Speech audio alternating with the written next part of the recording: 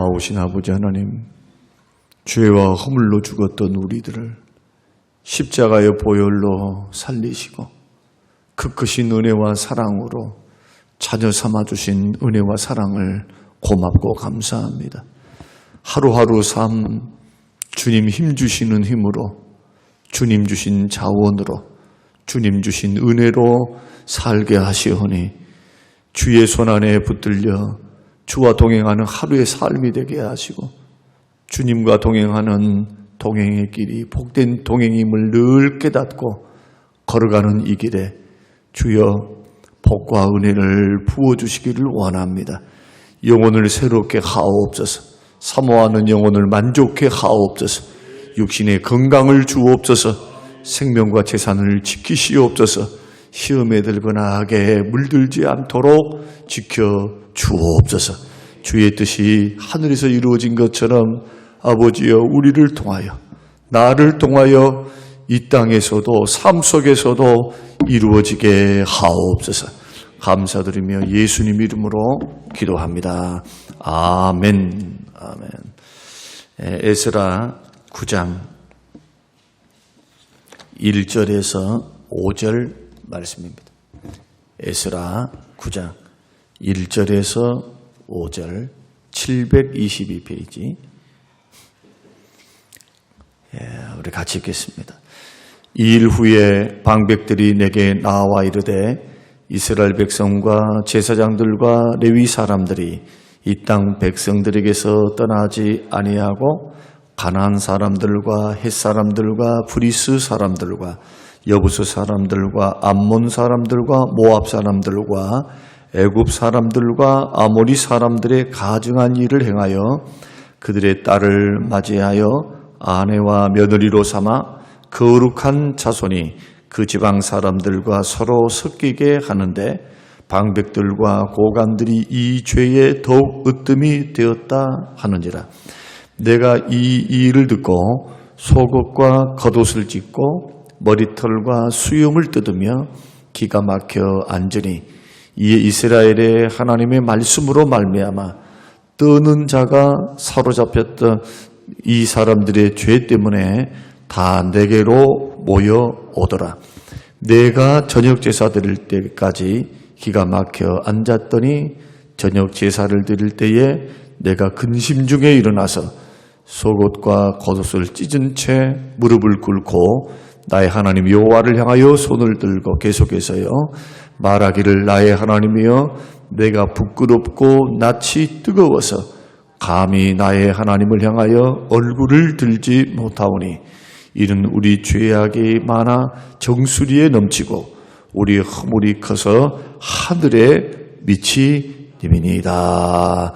아멘. 아멘. 우리는 어제 말씀을 통해서 개혁은 성경으로부터, 성경 말씀으로부터의 개혁이 되어야 진정한 개혁이다. 바르게 살아보자, 선하게 살아보자, 또 막 구호를 외칠 수 있습니다. 막 사랑하자, 막 이런 말도 할 수 있어요. 그러나 그 사랑도 주 안에서 하셔야 합니다. 부모 공경도 주 안에서 하셔야 돼요. 세상 사람들이 막 부모 공경한다, 불신자들이 공경한다, 죽은 후에도 제사 드려도 된다. 그것은 공경과 사랑이 아닙니다. 주 안에서 하셔야 돼요. 하나님의 말씀, 성경이 기준이 되어서, 성경이 규범이 되어서, 옳고 그름의 판단의 근거가 성경이 되어서, 내가 살아왔던 전통, 살아왔던 체험, 경험, 사람들의 무수한 철학과 말들, 이 모든 것들을 주의 말씀 앞에서 분별해서 말씀 붙들고 여러분 걸어가시기를 주의 이름으로 축원합니다. 성경을 벗어나면 개혁이 안 돼요. 중세교회에서 칼빈, 루터, 제빙글리, 그 수많은 종교개혁자들이 왜 종교개혁을 했습니까? 종교개혁의 원리는 딱 한 가지예요. 물론 종교개혁의 모토가 있습니다만 세 가지의 중요한 모토, 오직 성경, 오직 은혜, 오직 믿음. 여기에 오직 그리스도, 오직 하나님의 영광. 이 5가지의 큰 명제 앞에, 핵심 앞에 서 있는데 가장 먼저가 뭡니까? 오직 은혜, 오직 믿음, 오직 그리스도, 오직 하나님의 영광. 왜 이렇게 외쳤을까요? 성경을 보니까 성경이 그리 되어 있어요. 사람의 행위와 노력으로 구원 못 받는다. 오직 하나님의 은혜로 구원받는다. 은혜로. 무슨 사람들이 노력을 해서 공을 쌓아서 막 여기서 선을 행하고 공을 쌓아서 나의 노력으로 하나님께서 감동을 받아서 구원을 주신다. 이것은 있을 수도 없다. 성경을 읽어보라는 거예요. 그리고 어떤 행위를 통해서 구원 못 받는다. 보니까 오직 믿음으로만 구원받는다. 행위는 구원받은 열매다. 구원의 열매. 증거다. 증거. 율법이 할 수 없는 일을 하나님께서 사람들이 율법을 지킬 수 있는 능력을 상실했다. 죄성이 있어서 태어날 때부터 죄악 가운데 태어나 그들은 선을 행할 수 있는 능력, 하나님을 바라볼 수 있는 능력, 말씀을 순종할 수 있는 능력을 상실해버렸어요. 아담 이후로 타락한 인생들은. 그래서 죄와 사망과 율법의 정죄에 빠져서 영원한 지옥불로 들어가야 할, 멸망받아야 할 그러한 사람들을 구원하기 위해서, 죄인 구원하기 위해서 하나밖에 없는 의로운 흠과 점과 티가 없는 예수 그리스도를 이 땅에 보내셨다. 그 예수의 피로 화목제물 되시고 속죄제물 되시는 예수의 피로 우리의 모든 죄를 사하시고, 오늘 우리가 찬송을 드렸죠. 찬송. 자신은 기억지 아니하시는 단번에 속죄제사를 완성하셨던 예수 그리스도를 믿으면 그 예수님의 의가 나의 의가 되고, 그 예수 그리스도 십자가에 돌아가시는 그 주님을 믿으면 죄 용서를 받는 거예요. 죄 용서를. 믿음으로 구원받는 겁니다. 그리고 구원은 오직 예수 그리스도 안에서 그리스도를 통해서만 받는다. 그래서 오직 그리스도. 그러면 왜 이렇게 하나님의 은혜였다, 오직 믿음, 오직 그리스도를 통해서 전적인 구원은 하나님의 은혜고 하나님의 역사이기에 모든 영광은 하나님께 영광 돌려드려야 돼요. 모든 영광은. 이게 다 어디서 나왔습니까? 중세 카톨릭은 이것과 반대로 살았어요. 반대로 살았어요. 그래서 종교개혁의 원리는 하나입니다. 하나. 오직 성경으로 돌아가자. 성경으로 돌아가자. 그러면 성경이, 구약과 신약의 말씀이 그러면 어떻게 개혁을 이루었는가를 살펴보면은, 종교개혁자들의 원리가 맞는지 아니면 로마 카톨릭이 맞는지. 성경에서 벗어나니까 성상을 숭배를 하고 성인이라고 추앙받는, 좀 기적을 행했다, 착하게 살았다, 선을 행했다 라는 사람들이 죽고 난 후에는 성인으로 추대를 해요. 누가 추대를 합니까? 사람들이 추대를 하는데 교황이 추대를 해요. 교황이. 주교 회의에서 추대를 합니다. 그러면 성인이 돼요. 그러면 그런 사람들은 성당에 모셔둘 수 있어요. 성상을 세워놓고 거기 가서 기도합니다. 나는 부족하니까 당신이 더 의롭고 당신은 거룩한 하나님의 사람이니까 나 대신 좀 빌어주세요, 하나님께. 그 일환으로서 마리아에게 공경한다고 하거든요. 공경. 막 공경하지, 우리는 숭배하지 않아. 아니요.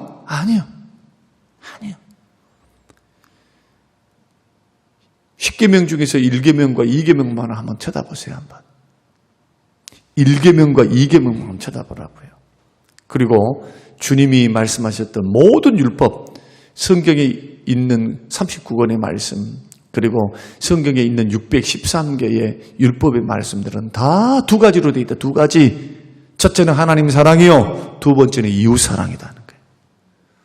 하나님 사랑과 이웃 사랑. 하나님의 이웃 사랑에 대해서는 도덕적이고 윤리적인 사랑을 행하는 것이고, 하나님을 향해서는 신앙적이고 영적인 그런 부분에서 사랑을 행하는 겁니다. 하나님 이외에 숭배의 대상이 없습니다. 공경의 대상이 없는 거예요. 성경에 보면은 대표적인 사람이 세 사람이 있는데 남유다 왕 13대 왕이었던 히스기야, 16대 왕 요시야, 오늘 본문에 기록된 에스라의 종교 개혁입니다.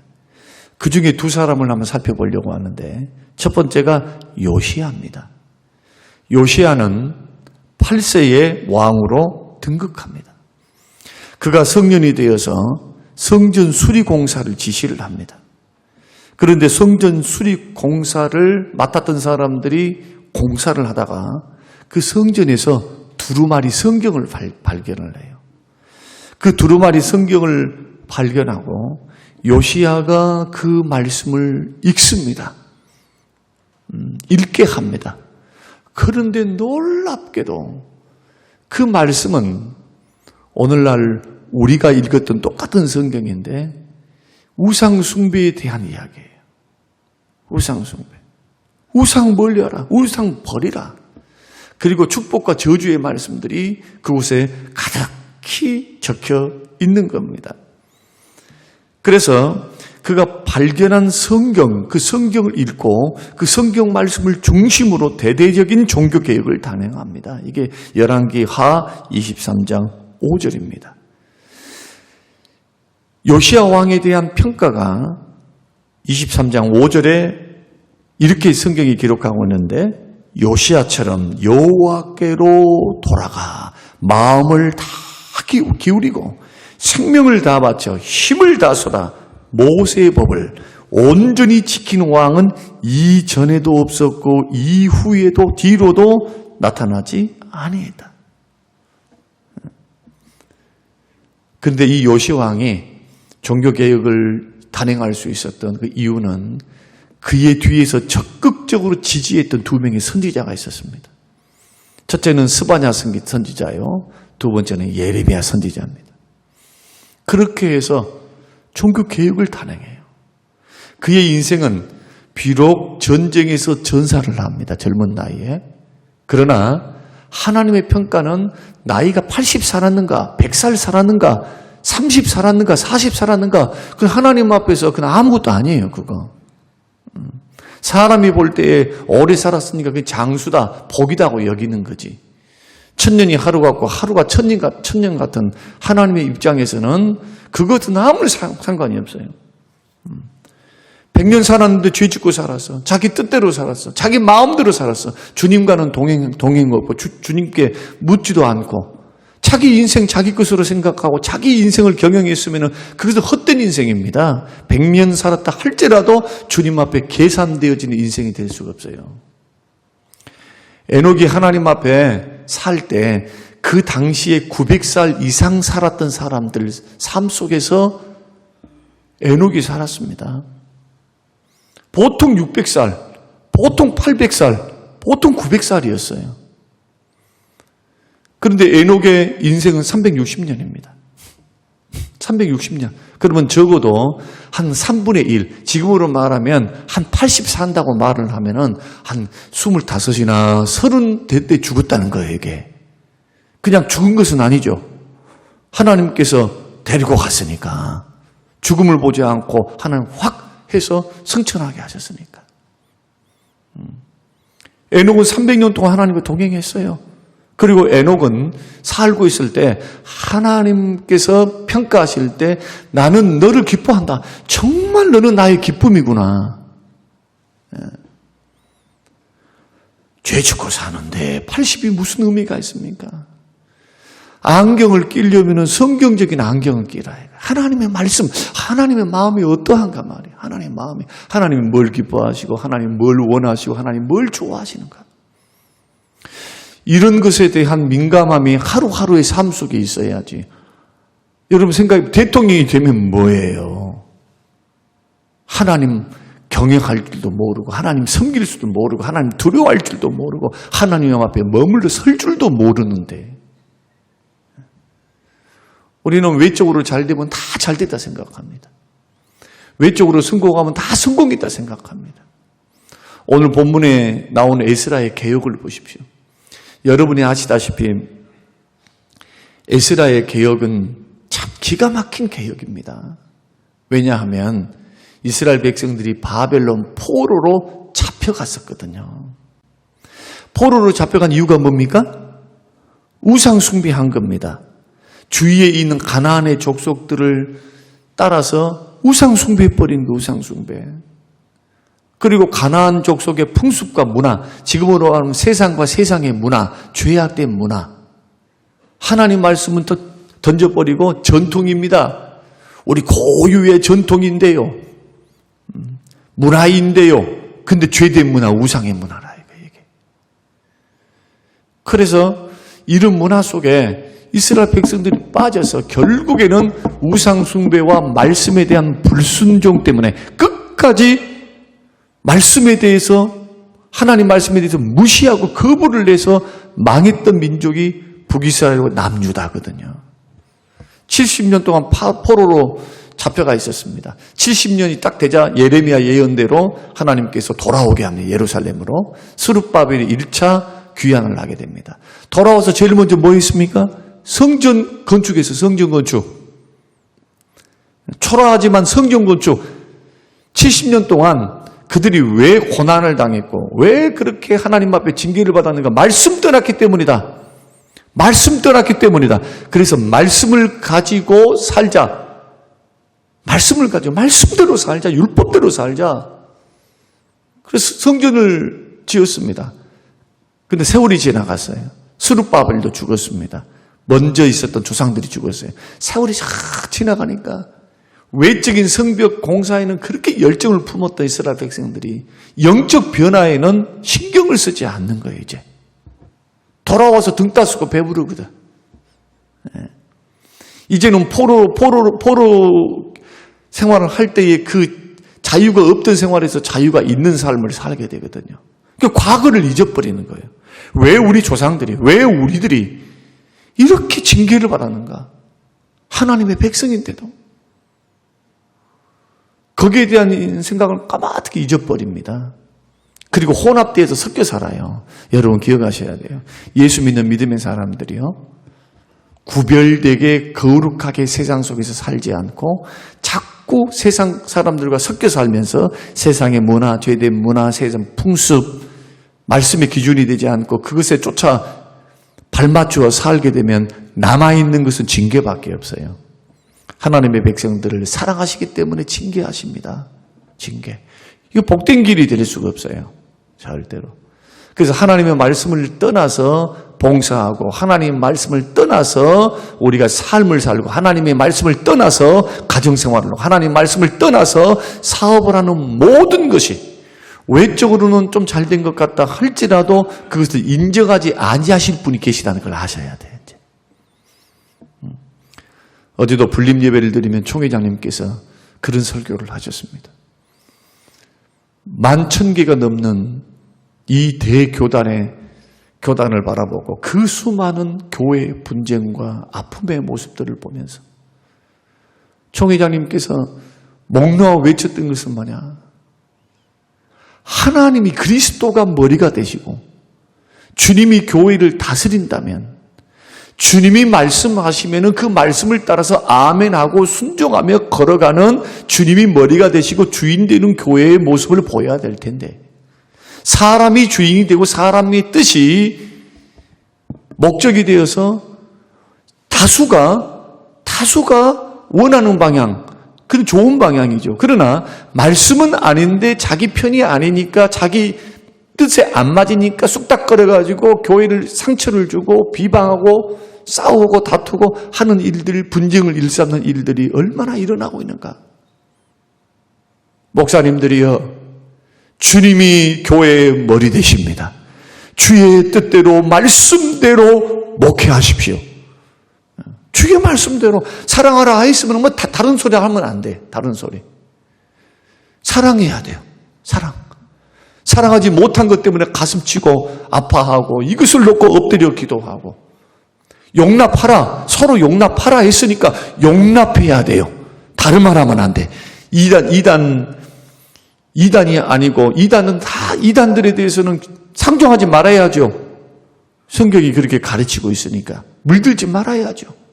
그러나 믿음의 형제들의 허물, 믿음의 형제들이 좀 다름, 믿음의 형제들의 믿음 없음, 믿음의 형제들의 잘못, 회개하면, 잘못을 인정하면 용납해줘야 돼요. 용서해줘야 되고. 이게 주님의 마음, 주님의 정신이거든요. 그렇게 살았냐는 거예요. 그렇게. 에스더가 2차 귀환해갖고 예루살렘으로 돌아옵니다.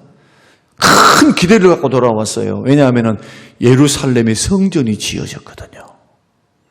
그래서 돌아와서 보고를 딱 들으니까 오늘 본문 말씀 들으셨죠? 기가 막힌 거예요. 기가 막힌 거. 이방 사람들 풍습을 따라서 이 세상 사람하고 똑같은 거예요. 불신자들과 서로 섞여 살면서 결혼을 하고, 여러분 불신자들과 서로 결혼했다는 게 문제가 아니에요. 왜 하나님께서 가나안 7족속과 결혼하지 못하게 그렇게 만드셨고 반드시 믿음 안에서 해야 한다 이렇게 선포하셨습니까? 다른 이유가 아닙니다. 이방 계집들, 이방 여자들, 그 여자들을 아내로 삼게 되면 여자 말 듣는다, 여자 말. 여자 말을 들어. 그래서 이방 신을 섬기게 되고 여자의 말이 그냥 확 넘어가가지고 하나님 버리고 산다는 거예요. 그 신앙생활을 어떻게 하느냐? 한 다리, 양다리를 걸치고 신앙생활을 해요. 하나님 앞에 예배는 드려요. 그러나 전심으로 주님 사랑하지 않습니다. 형식의 모양은 있어요. 그러나 마음을 다하고 뜻을 다하고 정성을 다해서 하나님 섬길 수가 없어. 왜? 그 아내 말을 들으니까. 아내 이길 수 있습니까? 남자들이? 나이가 들면 들을수록 못 이겨요. 안 돼요. 또 반대로 이야기해 볼까요? 남편이 고집을 피워요. 핍박을 가합니다. 예수 믿는다고. 신앙 다르다고. 그 안에 그 여자가 얼마나 믿음 생활하기에 어렵고 힘들겠어요. 자기도 모르는 사이에 타협하게 돼요. 타협. 신앙생활 그 20년, 30년 허송세월 보낼 수 있다니까요. 주님 앞에 기억되지 않고 계산되지 않는 세월이에요, 이게. 목사가 그렇게 설명을 해도 괜찮대. 왜? 아이고, 새끼 밥 먹고 사는데 좀 잘 살아. 평안해. 아, 괜찮아. 성경은 그것이 괜찮지 않다고 말을 하는데 벌써 물들어 있는 우리의 모습 아시겠죠? 아, 뭔가 좀 빚가번쩍한 지위를 가지고 명예를 가지고 뭔가 사업이 잘 되고 아니면은 막 좋은 고위 공직자가 됐다. 여러분, 하나님께서 은혜로 주신 거예요. 은혜로 주신 거, 은혜. 우리의 형편과 처지가 핍박기에 있어서 하나님께서 전쟁이라든지 어떤 하나님의 선한 뜻에 의해서 연단하시고 작정하셔서 고난 중에 예수 믿는 사람들이 믿게 하든지 압제 중에 믿게 하든지, 그럼에도 불구하고 우리는 고난을 딛고 일어서서 그것을 뚫고 지나가면 핍박과 고난이 있다 할지라도 믿음 지켜야 될 줄로 믿습니다. 믿습니까? 믿음 지켜야 돼요. 반대로 하나님께서 풍요로운 세상을 주셨어요. 자유롭게 하나님 섬길 수 있어요. 믿음 생활할 수 있어요. 물질이 풍요합니다. 이제는 땀 흘리고 노력하지 아니해도 먹을 수 있는 재산을 주셨고, 절대 빈곤이 없는 나라, 의식주가 해결될 수 있는 은혜를 베풀어 주셨다면 어떻게 믿어야 할까요? 더 정신 차려서 주님 은혜에 감사하고 은혜를 잊지 않고 주의 말씀을 붙들고 주인 되시고 왕 되시는 주의 뜻 따라서 살아가지 않겠냐는 거예요. 그렇게 안 된다는 거예요. 안 돼. 왜? 날마다 개혁하지 않으면 안 돼요. 깨어있지 않으면 안 돼. 이게 안 돼. 영적으로 각성되어 있지 않으면 안 돼요. 날마다 말씀과 기도 앞에 붙잡혀 있지 않으면 안 돼요. 영적인 경건 훈련을 하지 않으면 안 돼요. 안 돼. 경건 훈련. 그래서 새벽을 깨우라는 것이고, 그래서 말씀을 읽으라는 것이고, 그래서 교회를 붙들고 교회가 울타리니까 교회 안에 들어와서 성도들과 서로 영향을 주고받으면서 서로 끌어주고 밀어주면서 믿음 지키고 살아라는 겁니다. 속옷도 찢고 겉옷도 찢어버렸습니다. 에스라가. 그리고 탄식하고 기가 막혀서 할 말을 잃어버렸어요. 자기들은 바벨론 포로에서 지금 포로 생활이 뭔가를 알고 있잖아요. 자유가 없이 성전도 없이 자기들끼리만 모여서 언제나 고향으로 돌아갈까? 언제나 하나님이 계신 저곳을 향하여 하나님의 이름 두신 곳, 하나님께서 마음을 두시는 성전을 향하여 나아갈 수 있을까? 노심초사하면서 그 먼 거리 사모함으로 준비해서 2차 귀환을 했는데 떡하니 와보니까 이것은 완전히 외적인 것은 이루어놨어요. 성전을 지어놨으니까. 그런데 뭐는 없습니까? 삶이 엉망이야. 삶이. 통곡하며 웁니다. 슬피 웁니다. 이 소식이 전해져요. 지금 읽지는 않았습니다만은 이제는 성전까지 갔어요. 이제 에스라가. 그리고는 성전에 가서 똑같이 대성통곡하면서 하나님 앞에 가슴을 치면서 옷을 찢은 그대로 하나님 앞에 펑펑 울면서 무릎 꿇고 하나님 앞에 탄식하고 있습니다. 그 소식을 들었던 예루살렘의 사람들이 성전에 왔다가 다 삼삼오오 남녀노소가 다 모이게 돼요. 남녀노소가 모이니까 거기에서 학사 에스라가, 제사장 겸 학사 에스라가 회개를 촉구합니다. 이렇게 살아서는 안 된다. 우리 민족이, 우리 조상들이 왜 망했는가? 하나님의 징계를 받았는가? 나라를 잃었는가? 그 수많은 업적들, 그 수많은 부들이 망해버리니까 한순간에 없어져 버리니까 훅 하고 하나님 불어버리니까 기회를 줬음에도 불구하고 정신을 못 차린 거예요.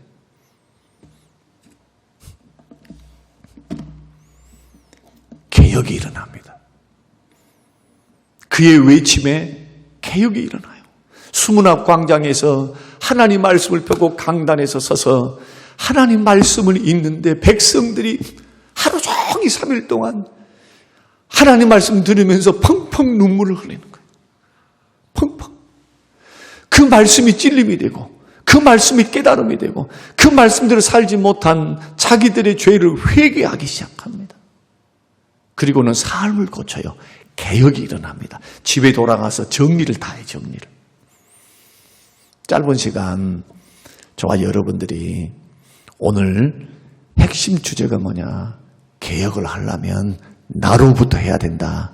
믿습니까? 남들 너무 쳐다보지 마세요. 남들. 나부터 해야 돼. 나부터.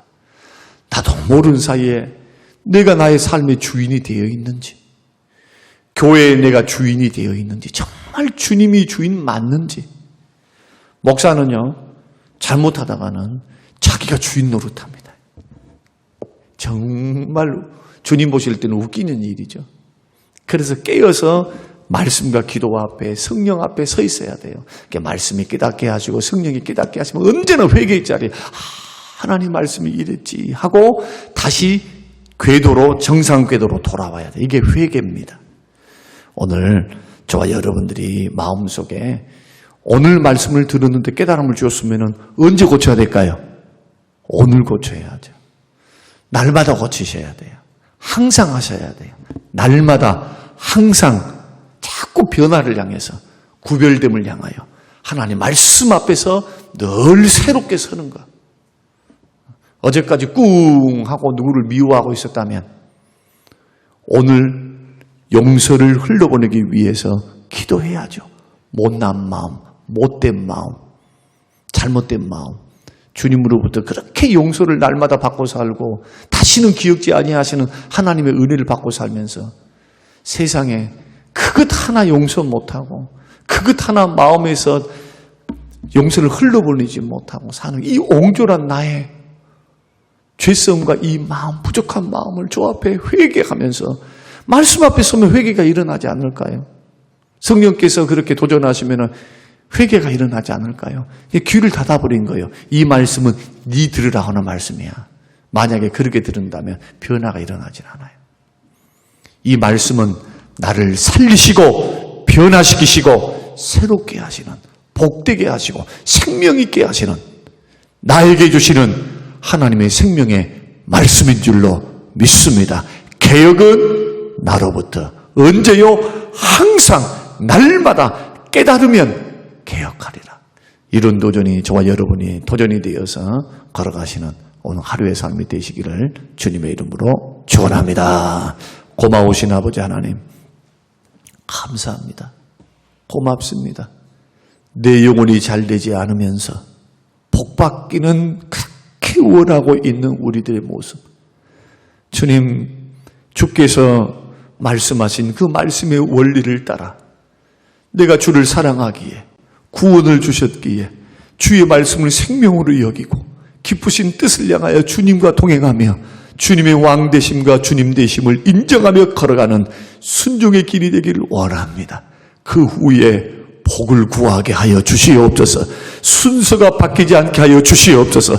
경건히 주님 앞에 서기를 다짐하고 결단하며 주님 앞에 구할 때 너희가 내 안에 구하고 내 말이 너희 안에 구하며 무엇이든지 원한 대로 구하라. 그래야 하면 이루리라. 개혁이, 순종이 나로부터, 내 가정으로부터, 내 자녀들로부터 이루어지게 하옵소서. 감사드리오며 예수님 이름으로 기도합니다. 아멘.